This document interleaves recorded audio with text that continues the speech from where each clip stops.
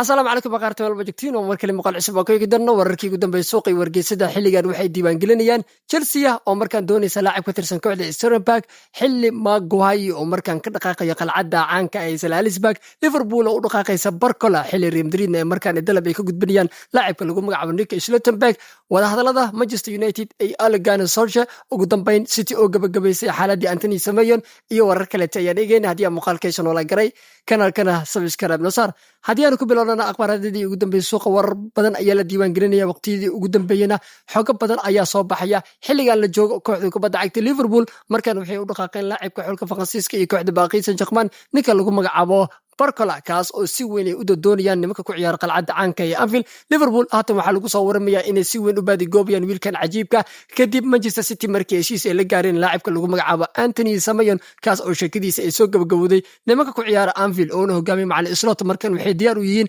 wadaxaajood ay la galaan kooxda kubadda cagta Paris Saint-Germain walow kooxda Paris Saint-Germain marnaba ay diyaar u ahayn laacibka lagu magacaabo Barcola inay marnaba wadaxaajood ka galaan inay fasaxan iska badaaye laakiinse Liverpool markan waxay rabaan soo xirigelitaanka wiilka Faransiiska ninka lagu magacaabo Barcola sidoo xatee maanta iyo shalay toba warar qaarkood ay sheegayeen oo soo baxay si walba ha noqotay Liverpool markan waxay isku diyaarinayaan helitaanka Barcola xilli Rodrigo iyo rakaletana Liverpool ay markan bartilmaameedsanayaan laakiinse debankan haatan si weyn waxa loo xiriirinayaa xidiga lagu magacaabo Barcola bilihii ugu dambeeyna si weyn ayay shakadan u jirtay waliba bishii December bilowgeedii ilaa haatan oo January la joogo Barcola wuxuu noqonayaa bartilmaameed weyn oo kooxda kubadda cagta Liverpool waxay rabaan bedelka Mohamed Salah inay helaan soo kale tan waxay rabaan bedelkii Luis Diaz oo Bayern Munich suuq hore ka aaday in isaguna la helo Liverpoolna laacibkan daad yar waxay u arkaan nin ku haboon labadaas boos midkood Mohamed Salah bedelkiisa waa u gali karaa soo kale tan Luis Diaz booskiisa waa loo adeegsan karaa ninka lagu magacaabo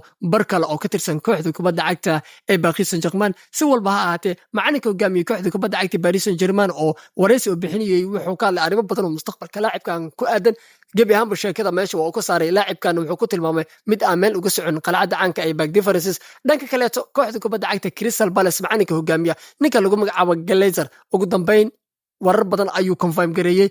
BBC-da majalada la yiraahdo xitaa waxay daawacaysaa in Crystal Palace go'aankii ugu dambeeyay ay qaateen January dhexdeedana ay diyaar u yihiin inay iibiyaan laacibka lagu magacaabo Master Maguire waxaa la soconaa in koox badan ay si weyn u doonayaan Manchester City ayaana haatan diyaar u ah laacibkan xitaa wararkii shalay soo baxay qayb waxa ka in Manchester City ay wadaxaajood ay la bilaabeen Crystal Palace iyo laacibkan si ay u soo xaqiijiyaan sidoo kale Bayern Munich oo laacibkan dareeysay iyaduna sheekada way ka baxday oo laacibkan gacanta ay ka tagtiin Liverpoolna waxay taageen anigu laacibkan free ayu ku soo qaadanaynayo waxa rabnaa xil ciyaareedka markuu gabagabo kadib laacibkan ina soo qaadno laakiinse fursad weyn markaan waxa haysata kooxda kubadda cagta Manchester City oo laacibkan si weyn u baadigoobaysa maadaama ay haatan ay gabagabeeyeen laacibka lagu magacaabo Anthony Semenyo oo dhanka iyo Bournemouth uga soo wareegay tijaabada caafimaadna maray si walba ha noqotee nimanka la yiraahdo Liverpool marka godkooda biyo ayaa ugu jira kooxda kubadda cagta ee Crystal Palace markaan waxay shaaciyeen iibka laacibka lagu magacaabo Maguire oo waa kama dambeys sababtoo ah Maguire haduu January dhaafo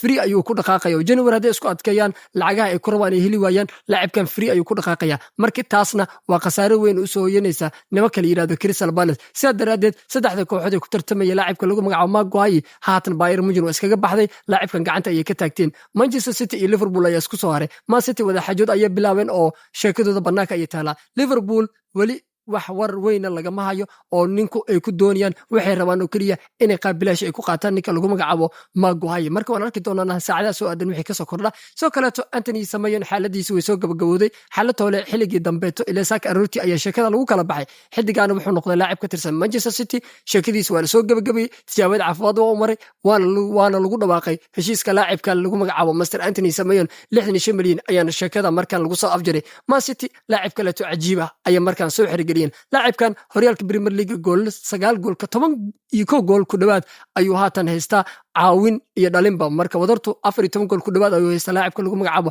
Anthony Semenyo waana ninka labaad ee halan ku soo xiga marka loo eego top scoreka xil ciyaareedkan lagu tartamayo marka kooxda City nin kale oo fantastic ah ayaa marka shaxdooda ku soo dareenba dhanka kale kooxda kubadda cagta ee Chelsea the Blueska nimanka la yiraahdo the Blueska markan waxay u dhaqaaqayeen laacib ka tirsan kooxda kubadda cagta ee Sterling